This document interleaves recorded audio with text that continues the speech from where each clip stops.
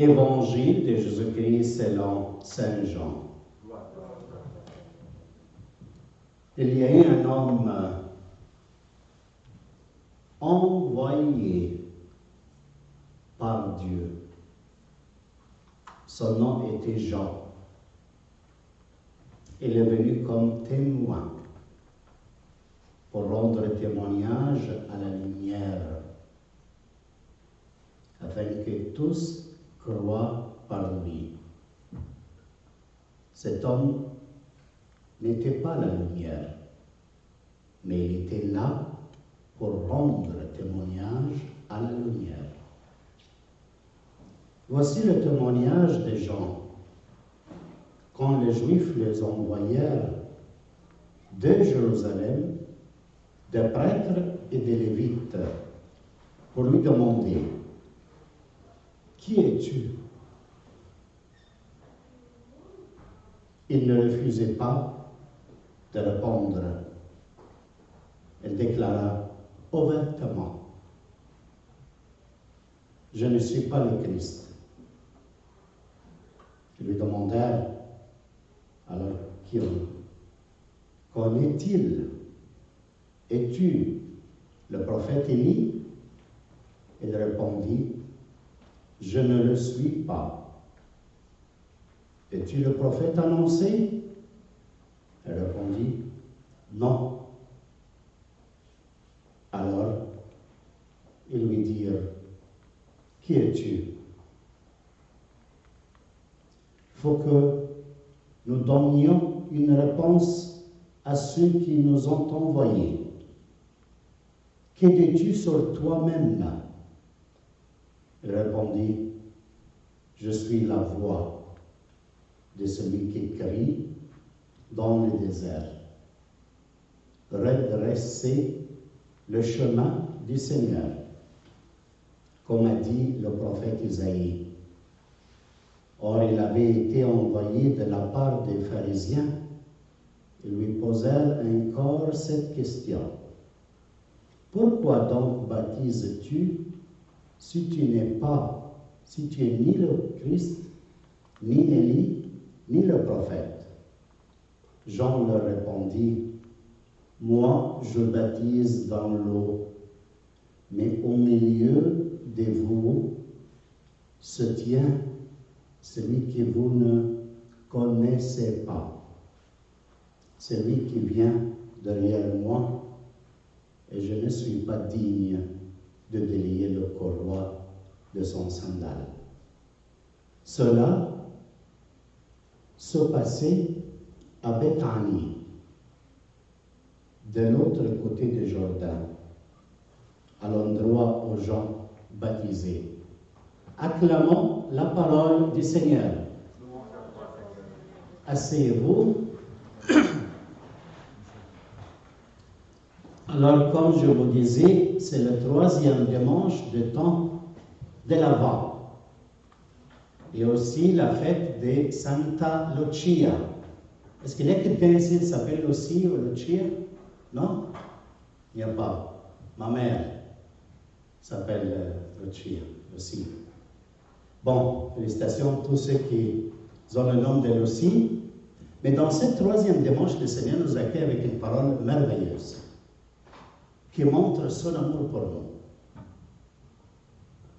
On a besoin de faire l'expérience d'être aimé par le Seigneur. Parce que sinon, on crolle. Personne ne peut résister. Ni jeunes, ni enfants, personne. Si on n'a pas cette souffle, cette force d'esprit qui habite en nous pour nous donner vigueur et nous donner vie. Partout, il souffle la vie de nous.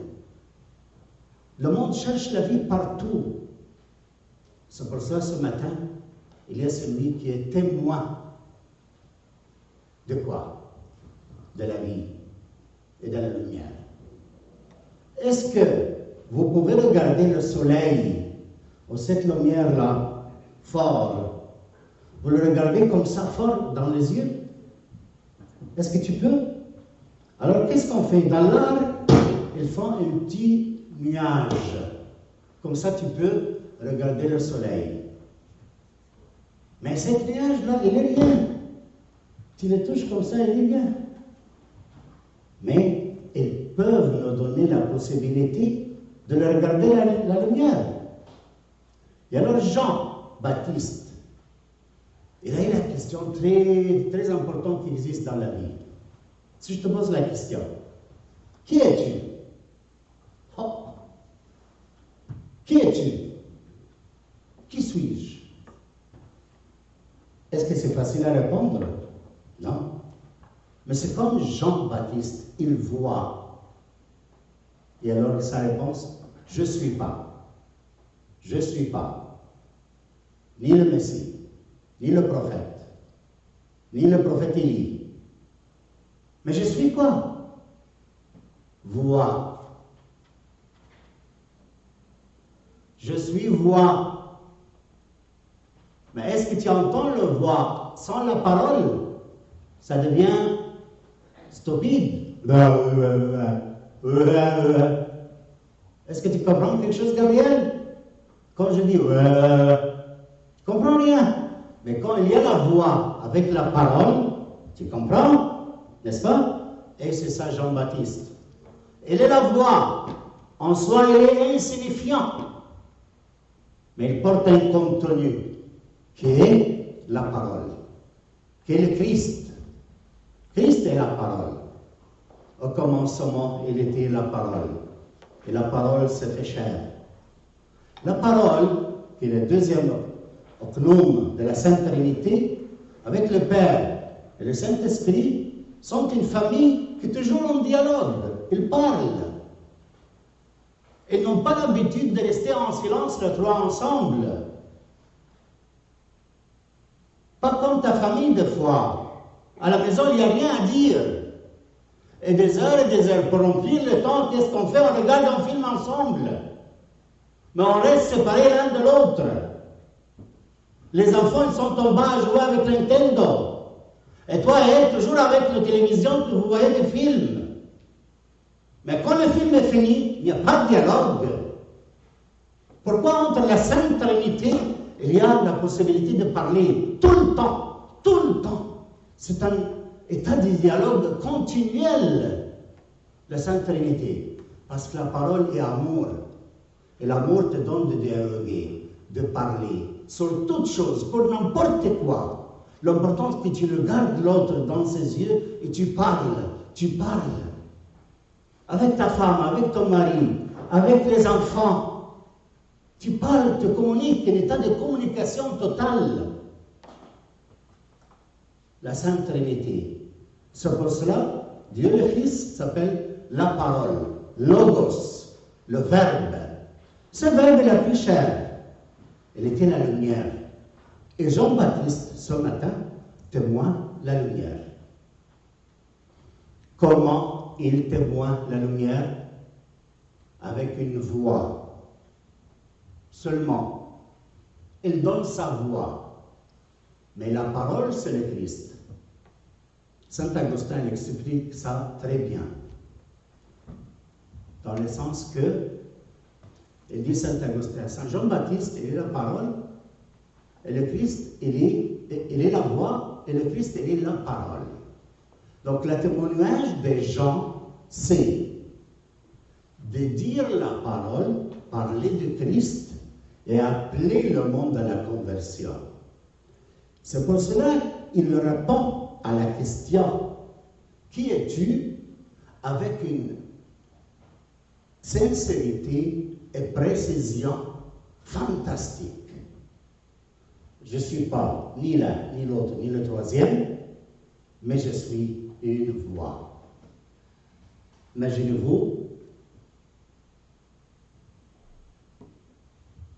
qu'est-ce que ça veut dire, cette voix? Sans la parole, sans Jésus-Christ, il n'y a rien. Voilà, il a pris bien sa place, Jean-Baptiste. C'est pour ça qu'il est témoin. Le témoin, il a besoin de deux choses. Tu peux témoigner quelque chose que tu n'as pas vu, que tu n'as pas entendu. pour témoignage, pour donner témoignage, tu n'as pas besoin de comprendre. Attention, parce qu'on se ferme beaucoup sur la compréhension partout. La compréhension, on doit comprendre tout. C'est pas vrai. Pour être témoin de Jésus-Christ, tu as besoin de deux choses. Ton oreille et tes yeux. Tu as besoin de quoi? Ton oreille et tes yeux. Mais attention de ne pas mettre le doigt dedans, ça fait mal. Alors tu as besoin de ces deux choses pour être témoin de Jésus-Christ. Tu n'as pas besoin d'être témoin par la compréhension. Non. Jean, il a vu quoi? Il a vu le Seigneur. Comment il parle. Comment il fait les choses. Il a entendu sa voix. Dans son esprit, c'est traduit. Qui est cet homme? Et il commence à donner sa voix. Et la parole, Jésus-Christ, il sort avec pour arriver à appeler le monde à la conversion. Pensez, quand je parle, c'est moi qui t'appelle à la conversion. Je dis, change vie. Non, c'est pas moi. C'est le Seigneur que tu parles. C'est le Seigneur qui te dit, dans ce temps de l'Avent, prépare-toi d'accueillir le Seigneur. Je donne ma voix, mais la parole est la sienne. Comment alors tu peux devenir témoin, toi? Je disais, tu as besoin d'écouter et de voir. Écouter quoi? La parole de Dieu. C'est pour cela quand le lecteur il vient à lire la lecture, il lit fort et lentement. Pourquoi? Pour qu'on puisse accueillir la parole. Et voir quoi? Jésus n'existe plus comme il était depuis 2020 ans. Qu'est-ce que tu vas voir? Ce qu'il fait dans ta vie. Comment? Par la parole que tu écoutes. Elle te donne les clés de l'interprétation des événements que tu vis. Alors là, tu vois qu'est-ce qu'elle fait dans ta vie. Elle te donne les clés à comprendre pourquoi et qu'est-ce que ça veut dire ces temps de pandémie. Ces temps d'être fermé à Noël sans visiter personne. Si tu n'as pas les clés à lire ça à travers l'écoute de la parole et voir qu'est-ce qu'elle fait avec cet événement dans ton quotidien, avec ta famille, et alors, pas de témoignage du tout. Alors tu fais quoi? Murmuration. Oh, tu boudes. Comme les enfants, quand ils n'aiment pas les choses, ils boudent. Toute la journée, ils boudent. Ils veulent se jouer, ils veulent son lit, je ne sais pas comment, ils veulent se jouer comment. Alors tu boudes. Oh, on ne visite personne. On n'est pas capable d'aller chez Foulet. On n'est pas capable de faire ça. C'est pas possible. Tu sais, la prière à Satan, c'est quoi? Bouder. Tu pries ton Père et qu'il t'écoute. Qui? Le Satan. À travers la murmuration, quand tu n'acceptes pas les événements tels qu'il est. Et tu donnes contre-témoignage. Et tu annonces que ton Père est le démon. Parce que jamais tu as fait les choses telles qu'elles sont. Les événements, les personnes, surtout les personnes. Toujours qu'il y a une option sur comment elle doit être. Et tu boudes contre. Et ça fait quoi? Elle te rend fils de Satan, fils de la mensonge. Parce que tu es hors de la réalité, hors de la vérité qui existe et que Dieu a fait bien cette personne. Et alors, le témoignage qu'on a besoin de donner, c'est d'entrer dans notre réalité telle qu'il est. Parce que Dieu se cache là-dedans. On a besoin de deux choses. Écouter et voir qu'est-ce qu'elle fait avec nous. Alors, nous enfermer dans la maison, pas de sortie, espérant qu'il nous donne de faire la messe, on se rencontre pour célébrer l'Eucharistie, la fête. Mais sinon, qu'est-ce qu'on va faire? On va le voir aussi encore sur le YouTube. Oh Seigneur, Et seulement seul. Ah, comment on peut faire? Alors, la murmuration te fait rester triste. Accueille ça et comprendre. Le Seigneur est en train de te mettre face à face avec ta femme pour avoir le temps plaisant avec elle, avec tes enfants, qui est merveilleux. La famille qui comprend ça, il va être un mémorial pour eux. Rome, ce n'est pas sortir dehors, ou faire quelque chose. Donc, on reste comme la Sainte Trinité, qui fait quoi? Pas chacun comme ça, il se regarde. Regarde comment il est, comme ça, avec la main croisée, il regarde. Non, la Sainte Trinité, c'est pas comme ça. Ils sont toujours ensemble. Et qu'est-ce qu'ils font? Les mains libres. Ils parlent, s'expriment, parlent de nous, de projets de monde, d'amener les nations à la connaissance de la volonté de Dieu. Et comment le Seigneur nous attend dans sa joie et dans sa allégresse. Voilà le vrai témoin.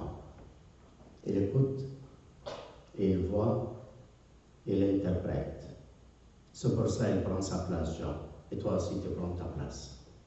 Je ne suis pas digne de délier le corps de ses sandales. Je ne suis pas l'époux à cette épouse qui sont nous. Mais lui, il est l'époux.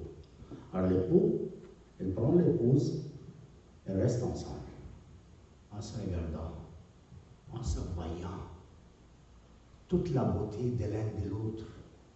Et le dialogue, c'est l'éternité. Dieu est dans l'éternité. Dieu dialogue avec le Fils, le Saint-Esprit. Il a voulu que la famille qui est vous, qui est toi, soit à son image. Il vous a créé à son image. Restez dans le dialogue, dans le voyage ensemble, dans l'écouter sa parole, et après faire quoi? Témoigner. Alors l'autre famille dans le travail que tu vois, tu peux voir, ah, c'est une famille qui a quelque chose de différent. C'est une femme différente. Il n'est pas comme les autres femmes dans le travail. Regarde, elle sacrifie quoi et quoi et quoi pour sa famille. Parce qu'elle a le valeur de la famille merveilleux. Elle savait qu'elle a chicané avec son mari le matin. Mais elle continue à être témoigne. Témoigne de la lumière. Prions ce matin dans cette Sainte Eucharistie, dans le 3e dimanche de temps de l'Avent, le dimanche de la joie, que le Seigneur nous donne la vraie joie, qui vient de la source d'être sauvé, en intimité avec le Seigneur, et qu'on puisse s'aimer et se regarder. Promettez-moi aujourd'hui que chaque couple ici reste une demi-heure pour se regarder avec les yeux et parler, rendre la main et parler des enfants. Ce n'est pas un sentimentalisme, c'est le vouloir de se connecter intimement. Là, si vous faites ça, Dieu est présent. Vous êtes à l'image de Dieu. Parce que Dieu dialogue. Dieu parle. Il voit. Promesse? Amen? Tu vas le faire? Si tu le fais, tout le monde va le faire. Très bien.